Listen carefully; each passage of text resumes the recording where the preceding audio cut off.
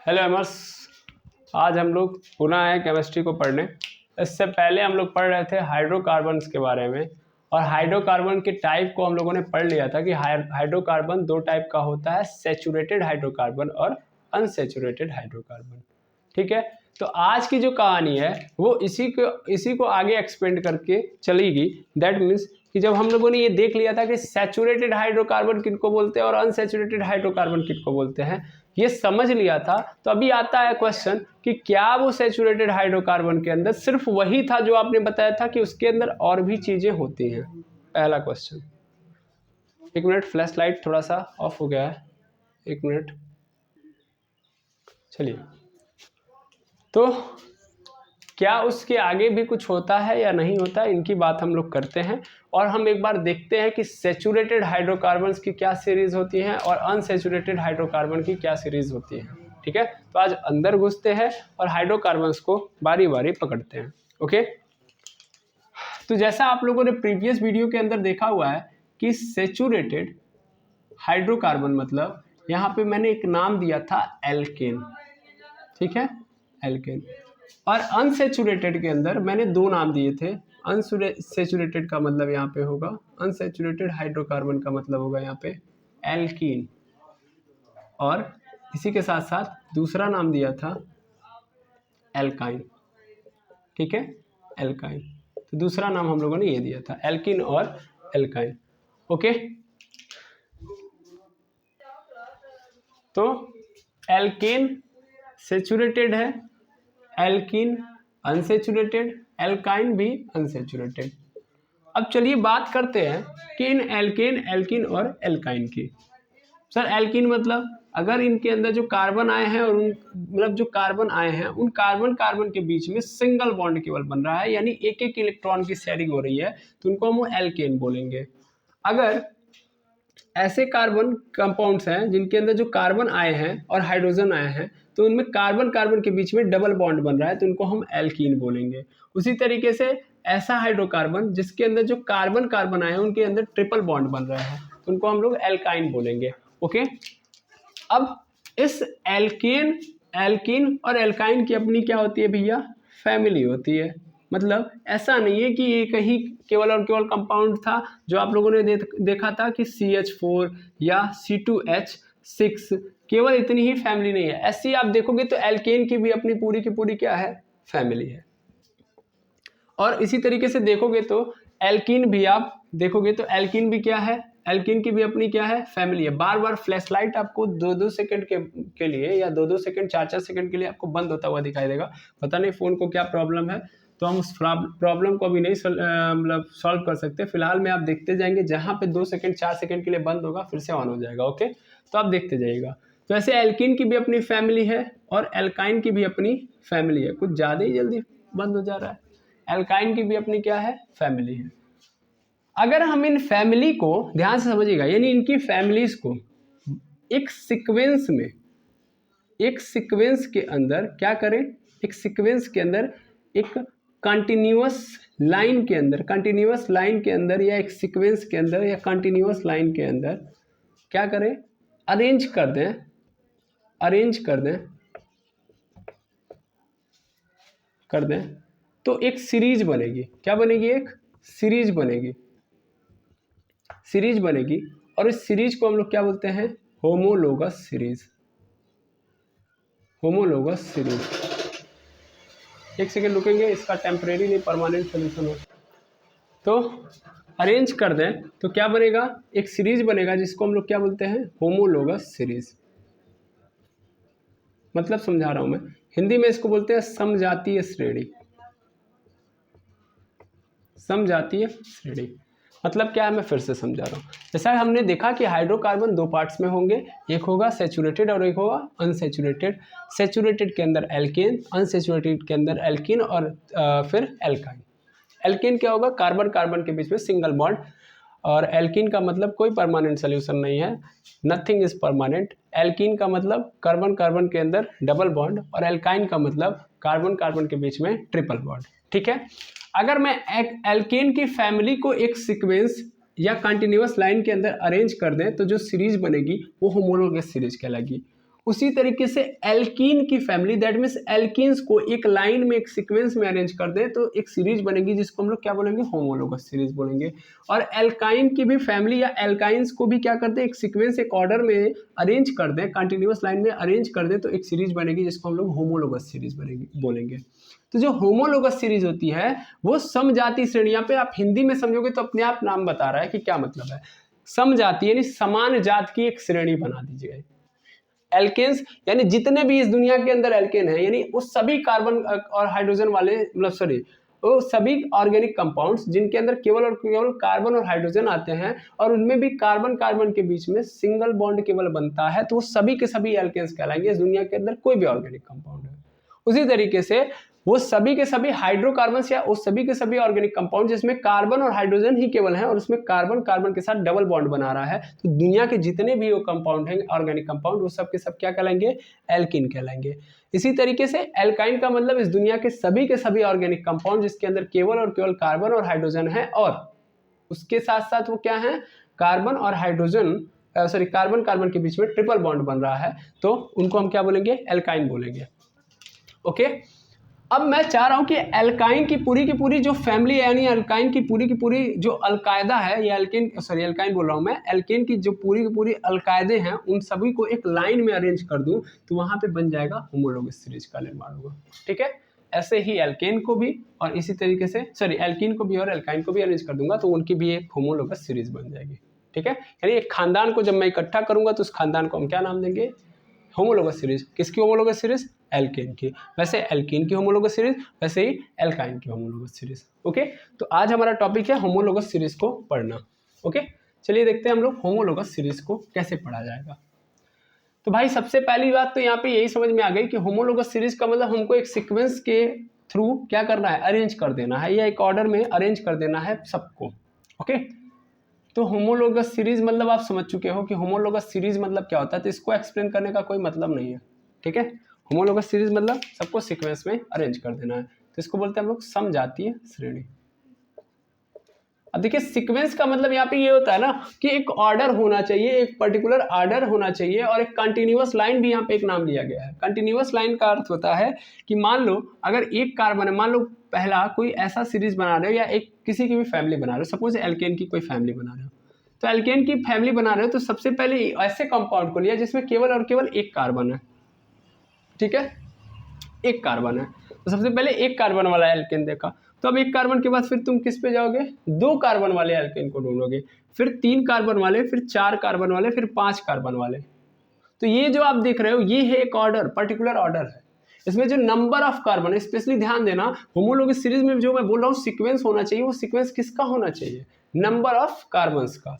यानी यहाँ पे अगर मैं बात करूँ तो होमोलोगस सीरीज क्या करती है, ऑर्डर क्रिएट करती है, या एक ऑर्डर है किसका, नंबर ऑफ कार्बन का। नंबर ऑफ कार्बन्स के जो ऑर्डर हैं उनको एक ऑर्डर में, यानी नंबर ऑफ कार्बन्स को ऑर्डर में रख दिया जाए तो होमोलोगस सीरीज बन जाएगा। चाहे मैं किसी को भी उठाऊं, किसी भी टाइप के हाइड्रोकार्बन को उठाऊं, हम ऑर्डर में रख देने का मतलब एक, फिर दो, फिर तीन, फिर चार, फिर पांच, इस तरीके से। ओके, चलिए फाइंड आउट करते हैं बारी बारी सबके। तो हम लोग क्या करेंगे, हम लोग यहाँ पे लिखेंगे, मतलब हम लोग होमोलोगस सीरीज बनाने जा रहे हैं और हम बारी बारी देखेंगे। सबसे पहले इधर हम लिख लेंगे एल्केन, फिर हम इधर देखेंगे एल्कीन और फिर हम इधर देखेंगे एल्काइन। ओके, अब देखिएगा अगर मैं यहां से बात करूंगा इन सभी को, तो सबसे पहले होमोलोगस सीरीज बनाने से पहले लोगों ने क्या किया, ऑब्जर्वेशन किया। ऑब्जर्वेशन का मतलब क्या है, देखिए ऑब्जर्वेशन का मतलब जैसे मैं एल्केन की पूरी फैमिली का बायोडाटा निकालने जा रहा हूँ, तो एक्चुअल में मैं पहली बार थोड़ी ना कर रहा हूँ, इससे पहले बहुत बार किया होगा, क्या किया गया होगा, और लोगों को क्या जरूरत थी होमोलोगस सीरीज की, अभी क्यों जरूरत पड़ी अभी मैं बाद में एक्सप्लेन करूंगा, लेकिन फिलहाल में समझिए हम लोग जो होमोलोगस सीरीज बना रहे हैं, एक सीक्वेंस बना रहे हैं, उससे पहले भी लोगों ने ऑर्डर बनाया होगा और ऑर्डर बनाने के बाद उन्होंने एक कुछ ऑब्जर्वेशन किए होंगे और ऑब्जर्वेशन करने के बाद वो इस मतलब रिजल्ट पे पहुंचे कि यार हर एक फैमिली का, या जैसे एल्केन हो गया, एल्कीन हो गया, एल्काइन हो गया, उनकी अगर मैं होमोलोगस सीरीज बना रहा हूँ तो वो पर्टिकुलर फॉर्मूले पे काम करते हैं।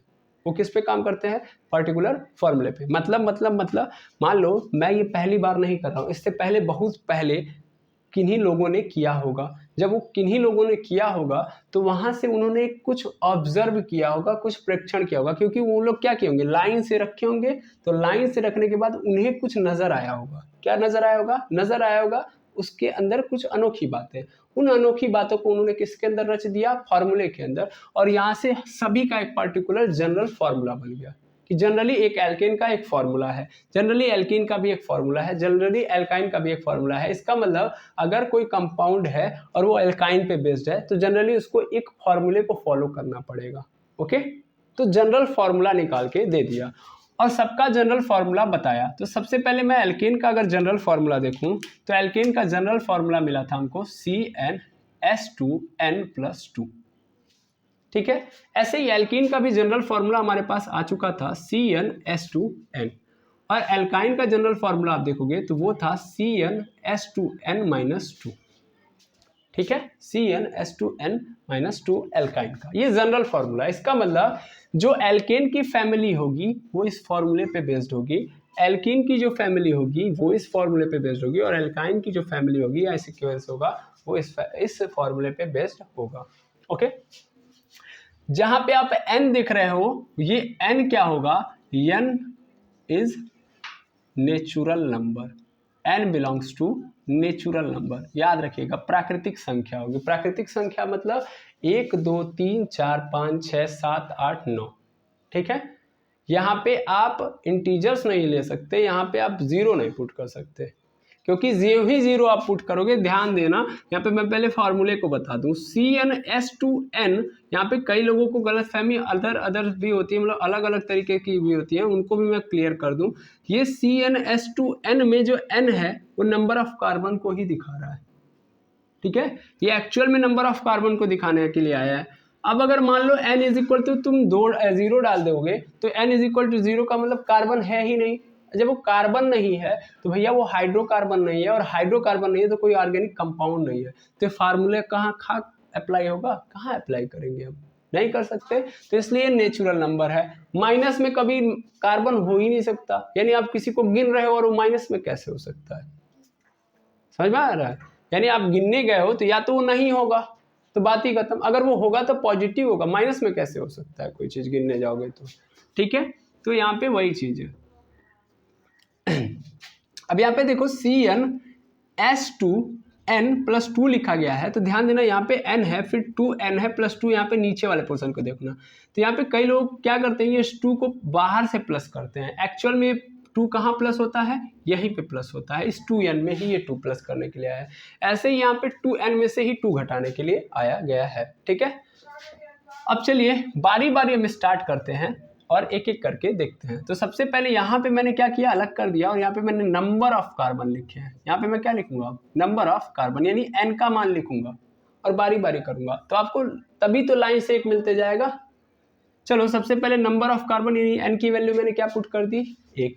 तो n की वैल्यू पुट करूंगा 1, तो यहाँ पे क्या हो जाएगा, C1 हो जाएगा, S2 × 1 हो जाएगा +2। दैट मीन्स क्या हो जाएगा, C 1 है तो C 1 ही रहेगा, मतलब 1 लिखने की जरूरत होती नहीं है। 2 1 जा 2 और 2 में 2 जोड़ दूंगा तो क्या हो जाएगा 4, तो यानी H के बगल में क्या हो जाएगा 4। तो यानी क्या बन गया यहाँ पे CH4। Okay okay sir. अच्छा, फिर यहाँ पे देखो एल्कीन को देखोगे तो यहाँ भी n की जगह पे क्या डालूंगा, 1 डालूंगा, तो C1 होगा 1 होगा, S2 × n की जगह पे भी क्या डाल दिया 1। तो अभी देखो तो ये बन जाएगा C, S2 का मतलब S2 हो गया, तो यहाँ पे क्या बन गया CH2 हो गया। फिर यहाँ पे आओ एल्काइन वाले कंडीशन में, एल्काइन वाले कंडीशन में आओगे तो क्या हो जाएगा, यहाँ पे n की वैल्यू 1 डाला हूँ, 1 डालूंगा, यहाँ पे 2 × 1 और यहाँ पे क्या हो जाएगा -2। तो क्या हो जाएगा मेरे पास C1 का मतलब तो लिखूंगा ही नहीं ना C1, 2 1 कम 2, 2 में से 2 जाएगा, क्या बच जाएगा 0। तो यानी CH0 का मतलब क्या हो गया, केवल और केवल क्या है यहाँ पे C। ठीक है, अब ये 3 लिखे गए हैं, इन तीनों में पहले देखो कि क्या ये एक्चुअल में एग्जिस्ट करता भी है कि नहीं करता है। जैसे CH4 देखो, तो CH4 को मैं एक्सपेंड करूंगा, भाई कार्बन को अपने आप को स्टेबल करने के लिए कितने लोगों की जरूरत है, 4, यानी 4 लोगों से बॉन्ड बनाएगा। सबसे पहले क्या करेगा, ये हाइड्रोजन, एक हाइड्रोजन को बुलाएगा तो बन गया। अभी इसको कितने की जरूरत होती है, 3 की। तो फिर ये बाकी 3 भी इसके पास है कि नहीं है, टोटल 4 है, तो इसका मतलब 4 लोगों से बना लिया, चारों लोगों से एक इलेक्ट्रॉन शेयर कर लिया, तो कार्बन के हो जाएंगे 8, हाइड्रोजन भी कंप्लीटेड है। तो ये तो एग्जिस्ट कर रहा है ना। चलो यहाँ पे आओ, यहाँ पे एक कार्बन हाइड्रोजन कितने हैं, 2, जबकि हमको पता है कि यहाँ पे कार्बन को कंप्लीट करने के लिए हाइड्रोजन होता है, और कितने होते हैं टोटल 4। यहाँ पे तो देख रहा हूँ 2 ही हाइड्रोजन है, दूसरा कोई कार्बन बुला ही नहीं सकता, क्योंकि यहाँ पे कार्बन कितने वाले हैं, होने वाले हैं, एक ही होने वाले हैं।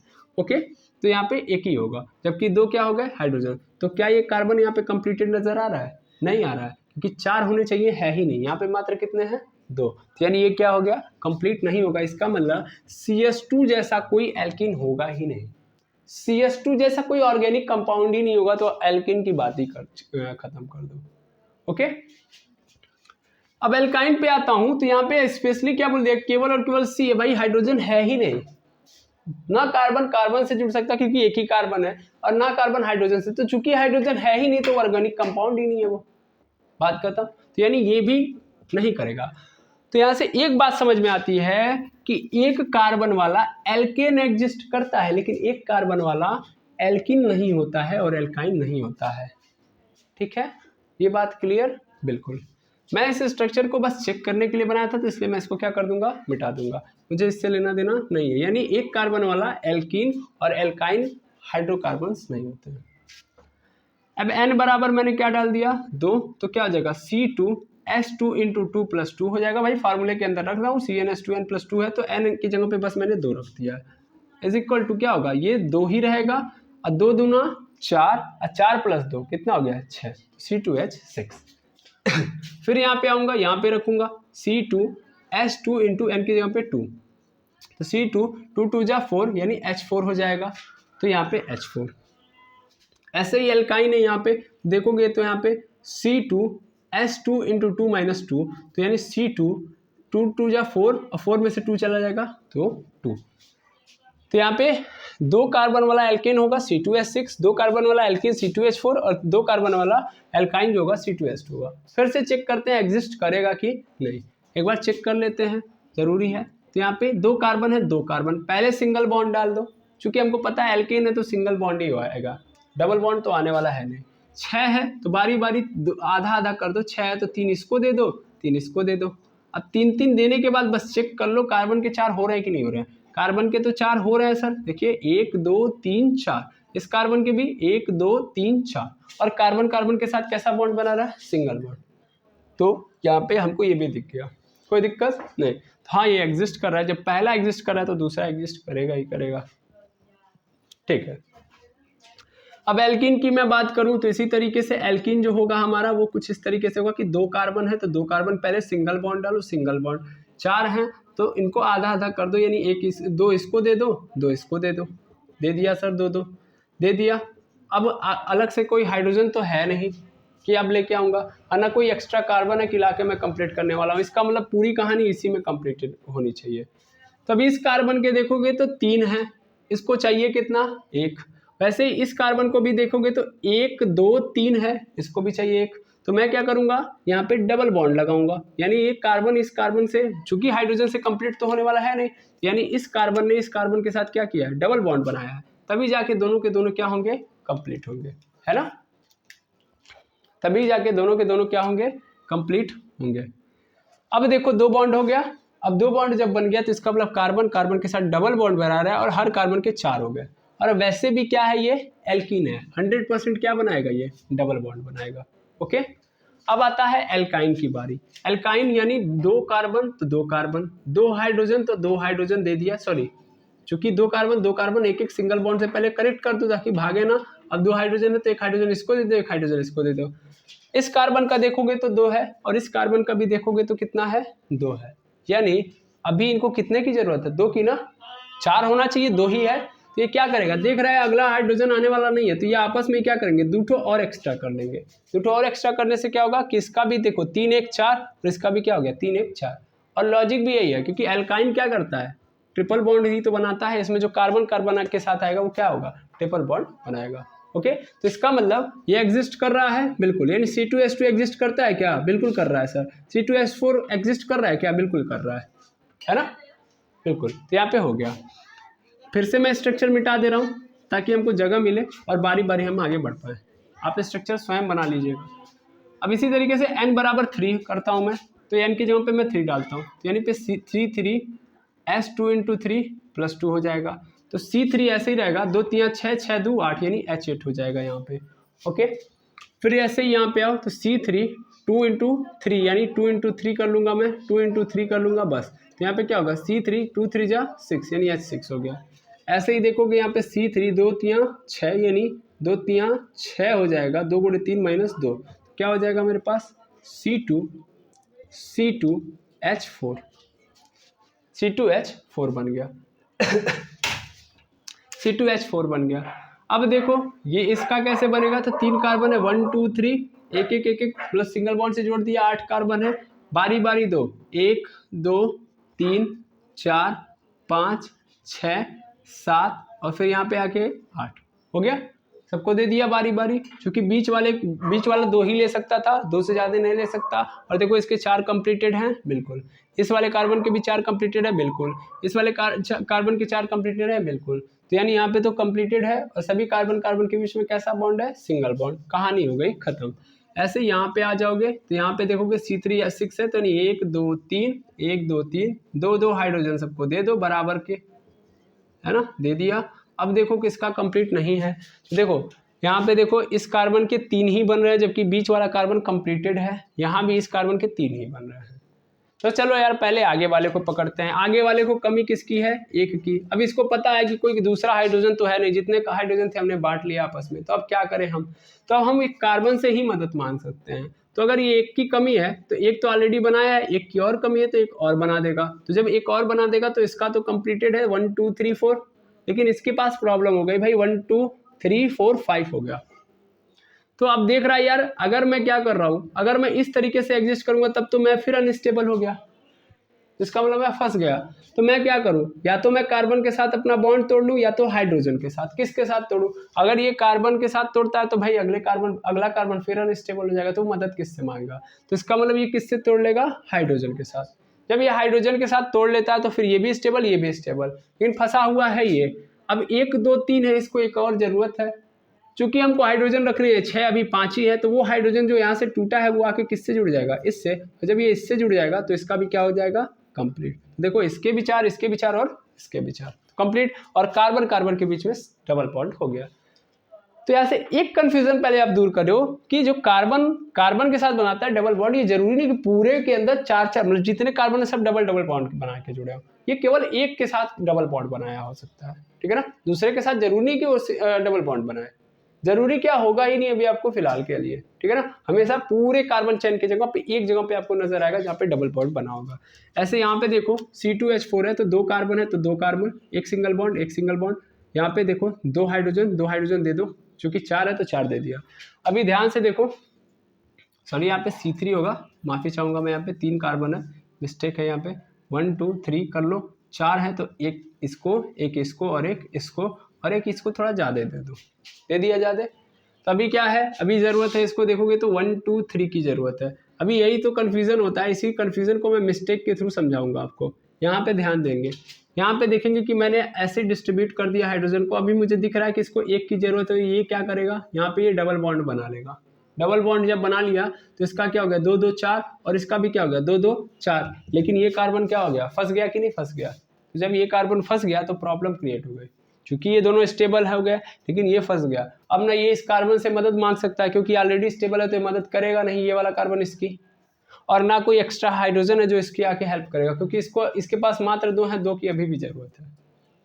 समझ में आ रही बात। तो यहाँ से फंस गया गाड़ी। तो इसका मतलब ये जो मैंने किया है वो गलत है, सिंपल मतलब यही है। ओके, यानी ऐसे हम डिस्ट्रीब्यूट कर देंगे तो फिर हम फंस जाएंगे। देखिए यहाँ पे 1 2 3 4 मतलब सॉरी यहाँ पे 3 कार्बन दे दिया, 1 2 3 और यहाँ पे 4 ऐसे कर दिया मैंने। सिंपल मतलब यहाँ पे ऐसे रखो, बारी बारी ऐसे डिस्ट्रीब्यूट करो, चाहे इधर से चाहे ऐसे डिस्ट्रीब्यूट करते चलो, 2 2 2 पहले। अब देखो यहाँ पे 1 कार्बन है, 1 कार्बन, अभी इसको कंप्लीट होने के लिए कितने की जरूरत है, अभी इसको चाहिए 3 और चाहिए, सॉरी 1 है ऑलरेडी इसके पास, अभी इसको कितना चाहिए, 3 और चाहिए, सही है 3 और चाहिए। तो अगर ये 3 ले लेता है, सपोज कर लो, अगर आप ऑलरेडी देखोगे तो इस कार्बन का ऑलरेडी कंप्लीट है, अगर 1 भी मैं बढ़ाता हूँ तो ये अनस्टेबल हो जाएगा। अनस्टेबल होने का मतलब कि ये जानता है कि मैं इस कार्बन की मदद नहीं कर सकता, मैं अनेबल हूँ क्योंकि मैं ऑलरेडी कंप्लीटेड हूँ। तो ये वाला कंप्लीट है, बीच वाला ये वाला और ये वाला कंप्लीटेड नहीं है। इसको 3 मिल चुका है, 1 की जरूरत है, जबकि इसको अभी 3 की जरूरत है क्योंकि 1 ही मिला है। तो अभी क्या करेगा ये, तो अभी ये कहेगा भाई देखो अगर तुम कितना भी कर लो मुझे तुमको देना पड़ेगा। तो इसका मतलब ये डबल बॉन्ड बनाएगा। तो डबल बॉन्ड बनाने का मतलब अगर ये इसकी मदद कर रहा है तो हाइड्रोजन से नाता तोड़ना पड़ेगा। हाइड्रोजन से नाता तोड़ने का मतलब क्या है, यहाँ पे ध्यान से देखेंगे तो हाइड्रोजन से नाता तोड़ा तो इसका मतलब वो हाइड्रोजन किसके पास आ गया, इसके पास। तो अभी कितना हो गया इसके पास, 3 1 सॉरी 2 1 3 हुआ। अभी भी क्या, अभी फिर से ये कंप्लीटेड है, लेकिन प्रॉब्लम अभी किसकी, अभी एक इसको और चाहिए। तो कहेगा भाई एक और मदद करो, तो एक और देगा ये। जब एक और देगा तो फिर से ये 5 हो जाएगा, तो फिर से इसको एक और हाइड्रोजन से नाता तोड़ना पड़ेगा। अभी क्या हुआ, इसका कंप्लीट हो गया, इसका फिर कंप्लीट है, अभी इसका नहीं कंप्लीट है, इसका 3 ही केवल है। तो वो जो हाइड्रोजन से इसने नाता तोड़ा था इस हाइड्रोजन इसके पास आ जाएगा और इसका फिर से क्या हो जाएगा, कंप्लीट हो जाएगा। तो हमेशा ऑलवेज इस साइड से चलो। अभी इसके आगे जब देखोगे ना तो ईजी हो जाएगा, टेंशन मत लेना। तो मैं इसको मिटा रहा हूँ, धीरे धीरे फिर समझना।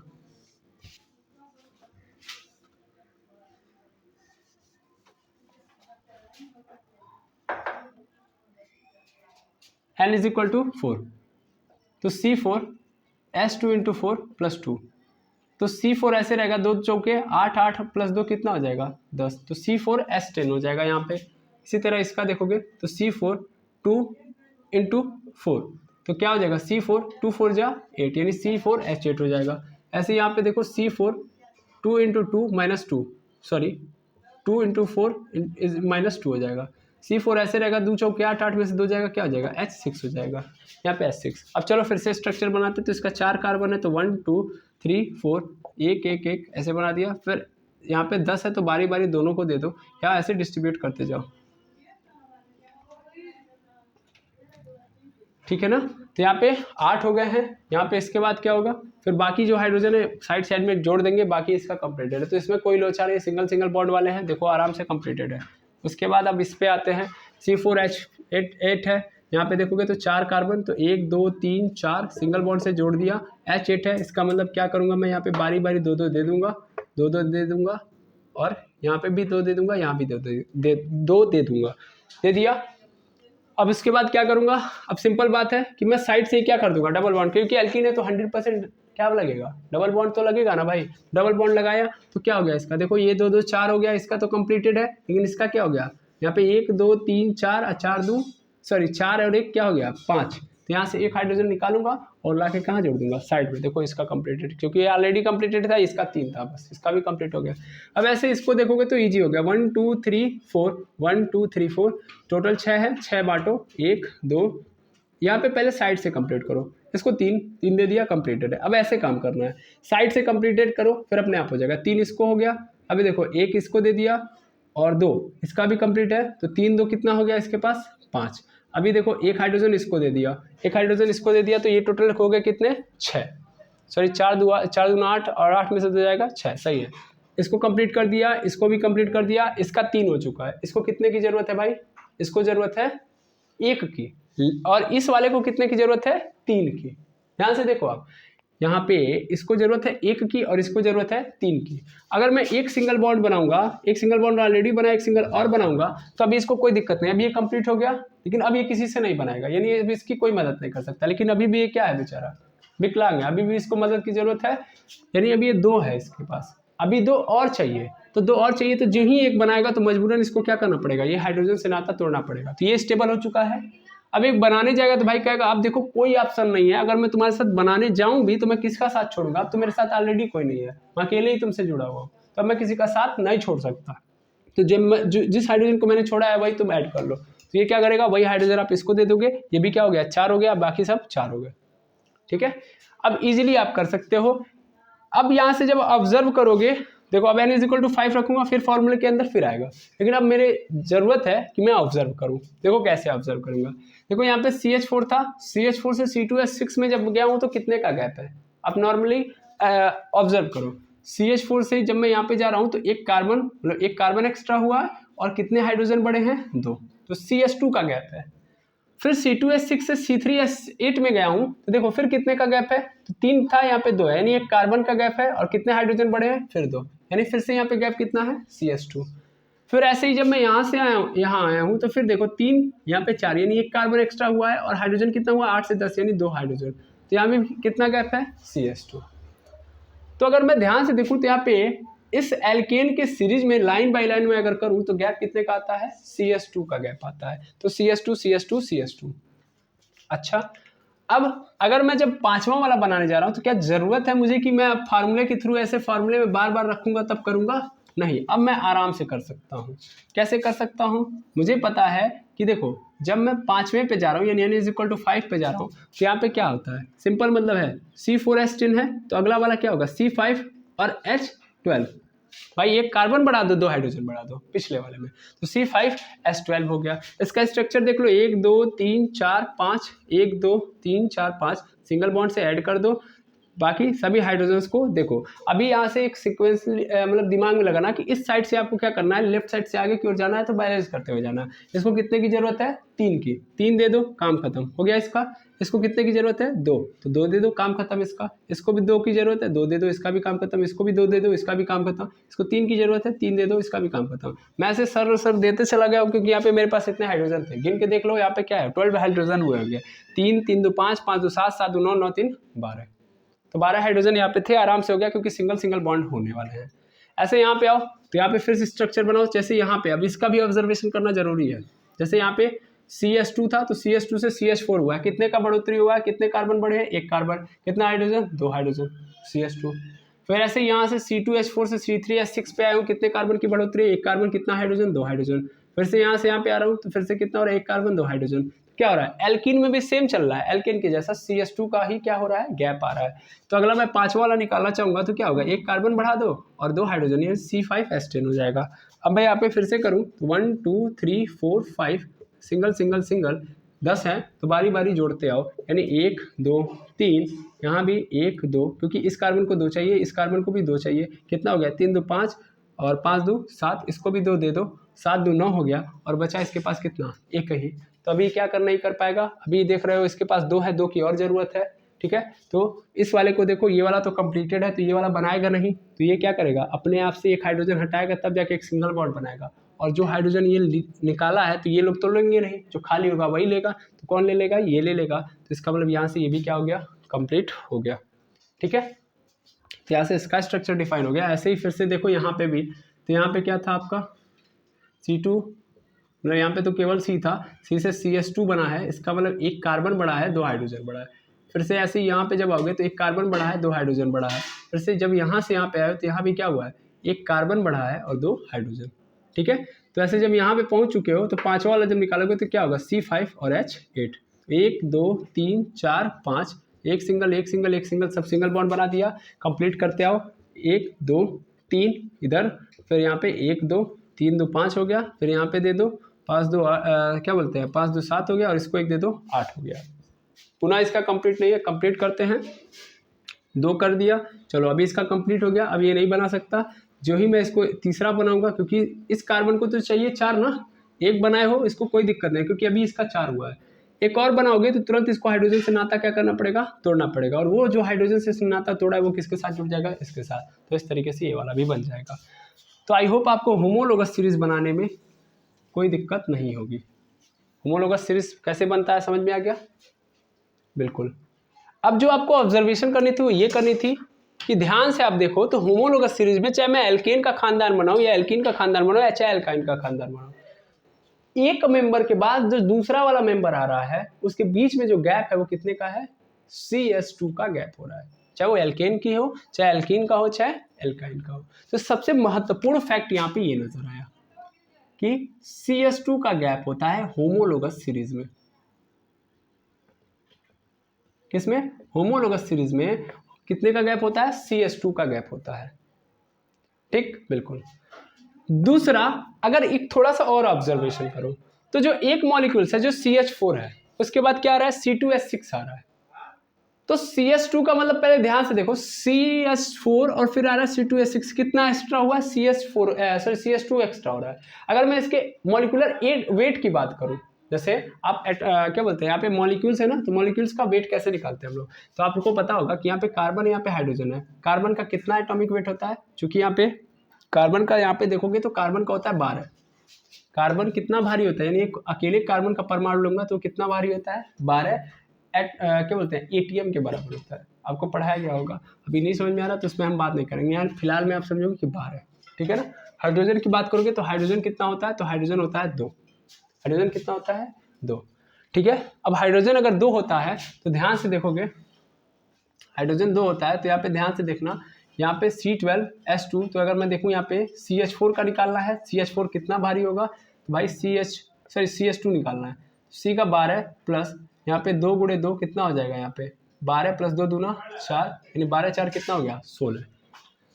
तो मान लो इसका अगर मान लेता हूँ CH4 है, तो CH4 का मैं सपोज कर ले रहा हूँ कि 2 चौके कितना होता है, 8 12 8 20 है, तो ये जो आया है C2H6 इसका कितना होगा, 36 होगा।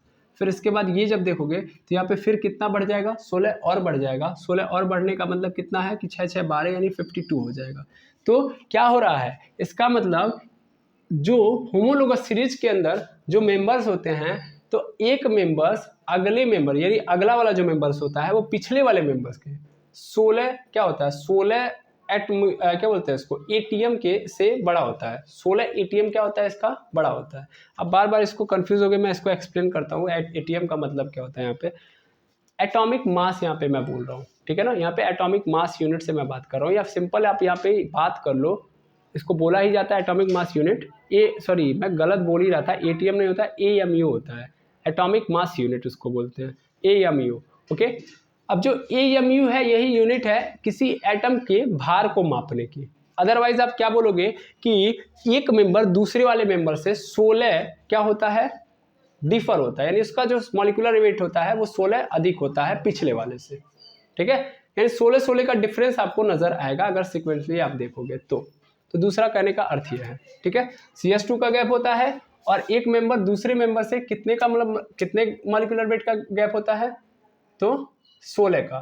तो यानी होमोलोगस सीरीज में प्रेजेंट मेंबर्स का मॉलिक्यूलर वेट 16। एएमयू लिखने से कोई मतलब, क्योंकि वो एक एटम का होता है ना, तो यहाँ पे मॉलिक्यूलर वेट में मान लेता हूँ 16 से, सॉरी होमोलोगस सीरीज में प्रेजेंट हर मेंबर का मॉलिक्यूलर वेट 16 से डिफर होता है, या 16 का डिफरेंस होता है, यहाँ पे ऐसे लिख लो 16 का डिफरेंस होता है, ओके। दूसरी बात, तीसरी जो सबसे अनोखी बात है इसके अंदर वो ये है कि अगर मान लो मैंने CH4 को पकड़ा और CH4 की प्रॉपर्टी को समझ लिया कि CH4 कैसे बनता है, CH4 का क्या यूज है, कहाँ यूज है, या कैसे बनता है, सिंपल कैसे बनता है, कहाँ यूज है। अगर मैं CH4 के बारे में अच्छे से एनालिसिस कर सकता हूँ तो सेम पैटर्न बाकी सबका होगा, यानी CH4 के बनाने का जो तरीका होगा वही C4H10 का भी होगा, C5H12 का भी होगा और C6H14 का भी वही होगा। यानी एल्केन के अंदर जितने भी मेंबर हैं, मैं किसी एक मेंबर को केवल अगर समझ लूँ अच्छे तरीके से तो बाकी सभी मेंबर्स की प्रॉपर्टी सेम टू सेम होगी। वैसे ही एल्किन के अंदर होगी, वैसे ही एल्काइन के अंदर होगी।